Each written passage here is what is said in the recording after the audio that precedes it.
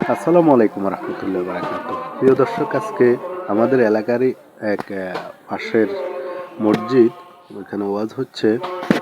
তো আমি মূলত আসছি এই ওয়াজের মাঠে কি পরিমাণ মানুষ আর দোকানপাটগুলোতে কি পরিমাণ মানুষ, কিভাবে ব্যবসা হচ্ছে এগুলো দেখানোর জন্য। যদিও আমি নিজেও কেনাকাটা করছি এবং সবাই কেনাকাটা করছে।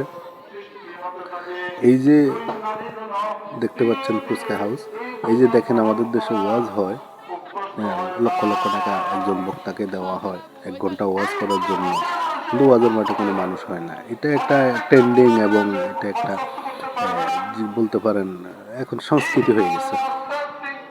আপনার আলেমেরা শিখে গেছে বক্তব্য দিয়ে, কোরআন হাদিস নিয়ে কথা বলে আপনার টাকা কামানো, কীভাবে টাকা কামাইতে হয় সেটা বুঝে গেছে।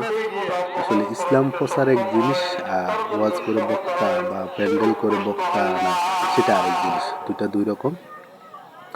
আর যারা এই আলেমকে বলেন যে আপনি হেঁটে হেঁটে মাসে যদি 2 জন বিধর্মী মানুষকে ধর্ম শিক্ষা দিতে পারেন বা ইসলামের পথে নিয়ে আসতে পারেন, আপনাকে পুরস্কার দেওয়া হবে। উনি এটা করবেন না, করবেন না এটা। তারপর আসেন একজন আলেম, হ্যাঁ ওনার প্রয়োজন আছে, ওনার টাকারও প্রয়োজন আছে, কিন্তু কত টাকা? প্রতিদিন উনি একটা প্রোগ্রাম করতেছে, প্রতিদিন একটা দুইটা প্রোগ্রাম করে উনি লক্ষ লক্ষ টাকা নিতেছে।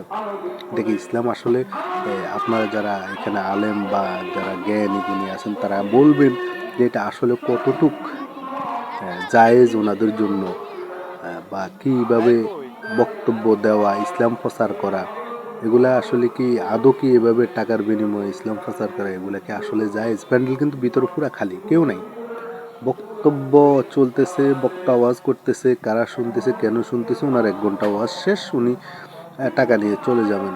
এটাই এখন বাংলাদেশের ট্রেন্ডিং এবং প্রথা চালু হয়ে গেছে। আমাকে কেউ এভাবে মন্তব্য করবেন না, যেটা সলিড ওটা বলে যাবেন। ধন্যবাদ আপনাদেরকে যারা আমার ভিডিওর সাথে আছেন, অবশ্যই শেয়ার কমেন্ট করে যাবেন। আসসালামু আলাইকুম।